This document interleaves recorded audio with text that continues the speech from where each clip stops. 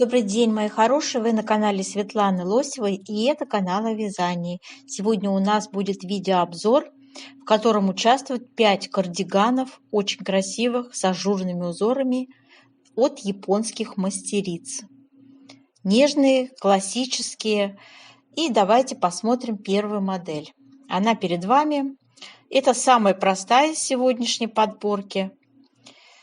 И очень подходит для новичков. Но, собственно, не только для новичков, но и ее можно порекомендовать для мастериц, имеющих средний уровень мастерства, ну, в том числе, конечно же, и для тех, кто уже давно вяжет и хочет просто отдыхать, вязать и отдыхать, не напрягаясь.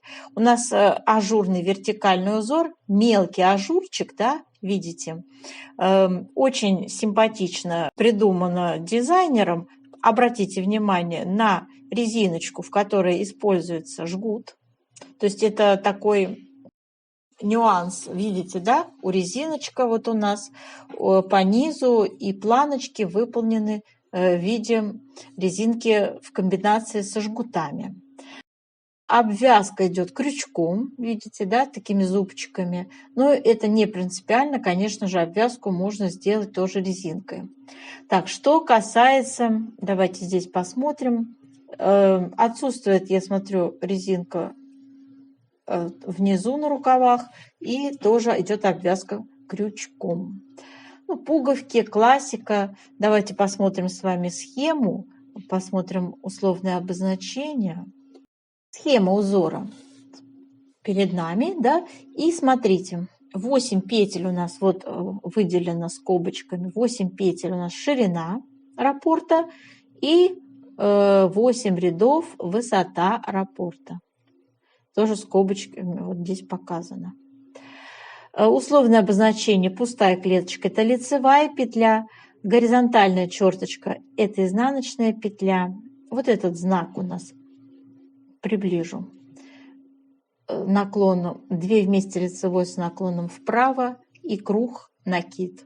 Просто элементарный вариант узора, но довольно интересный. Это схема резиночки нашей. Также показан раппорт, выделен скобочками вот снизу, и вот он показан. Давайте посмотрим теперь выкройку. Вот такая у нас с вами будет выкройка использоваться. Классика в чистом жанре. Да, вот у нас показана обвязка крючком. Как это выглядит на зубчике, да. Кто не умеет вязать крючком, ничто не мешает вам сделать обвязку резинкой 1 на 1 на спицах. Поэтому это не принципиально, да. Но модель заслуживает внимания, согласитесь. Вот у нас выкройка в полную, так скажем, величину. Можете тоже скрин сделать. Рукав с окатом. И, в общем, ничего тут как бы запредельного нет. Все стабильно, все, как мы всегда привыкли с вами воспринимать выкройки. Детали вяжутся снизу вверх отдельно. Спинка, 2 полочки и 2 рукава. Рукав с окатом. Форму можно, конечно, менять. Мерки применять индивидуальные. И, в общем-то, сделать расчет для себя любимых и связать быстро и легко этот красивый жакет. А сейчас посмотрим модель номер 2. Нежная, романтичная модель номер 2. Это жакет. У нас связан асимметричным узором.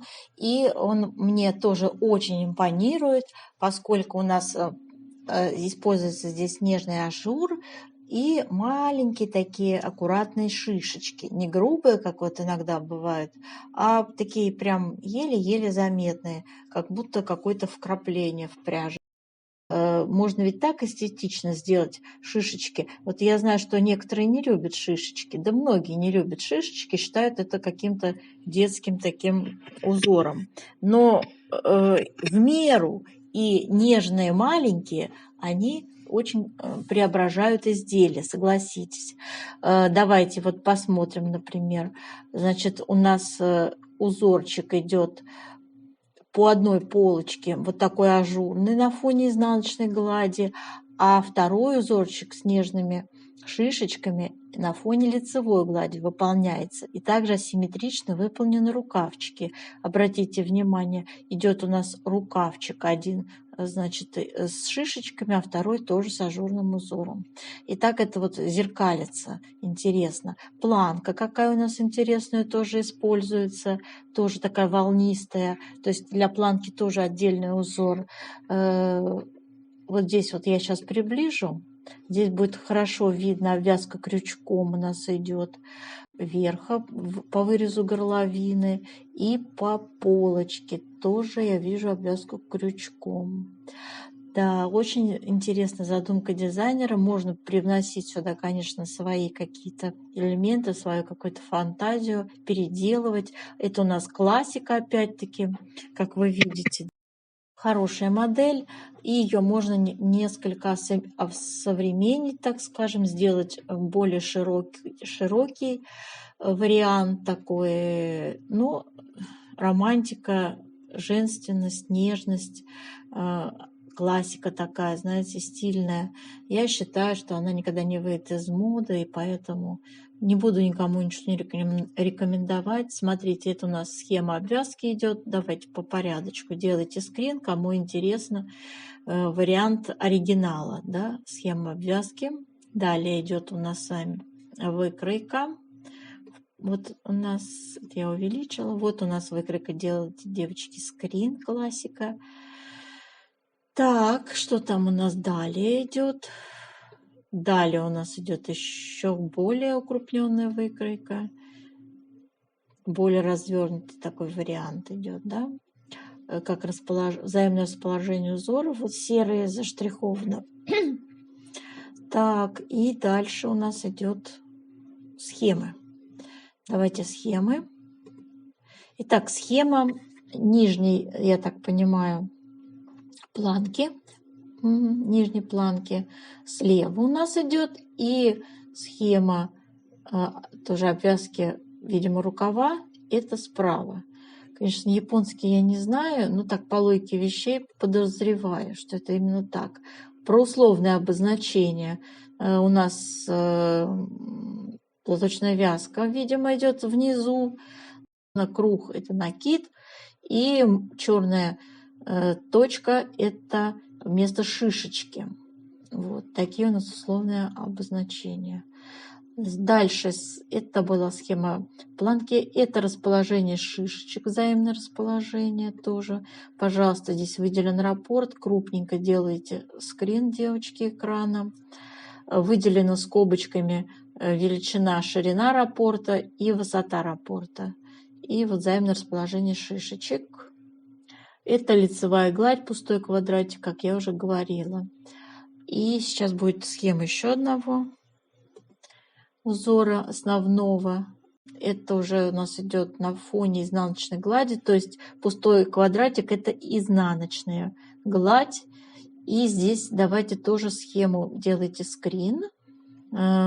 Раппорт у нас показан, я так понимаю, полностью вот как он есть, ширина и в высоту 24 ряда вот показан, скобочкой выделен. И я рассказываю, приближаю условное обозначение. Так, у нас здесь есть элемент 3 вместе одной петлей и 2 накида по бокам. Так, это из одной петли мы вывязываем 3. Кто не знает как, это значит делается из одной лицевой, вывязываем 3. Следующим образом делается одна петля, вытягивается, делается накид и еще одна петля. Вот такой получается узор. Так, и здесь у нас у этого, значит, знаки, это скрещенная у нас идет лицевая, да, понятно, а это меняем местами, то есть перекрещиваем скрещенную лицевую направо, соответственно, а это налево. То есть петельки меняем местами. Если налево, то первая у нас будет перед работой, а если направо, то вторая будет перед работой. И они еще и скрещены при этом. Ну и, соответственно, черная точка – это шишечка. Вот такая схема.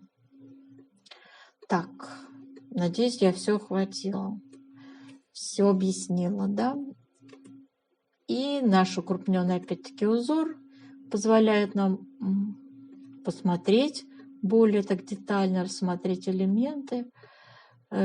Красивый довольно-таки оригинальный вариант для нарядного какого-то варианта жакета или даже жилета, или даже пусть будет это джемпер, пуловер, все что угодно можно связать таким мелким вертикальным узором, который очень хорошо подойдет для полных дам.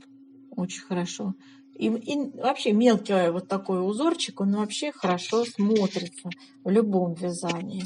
Так, теперь переходим к третьей модели кардигана.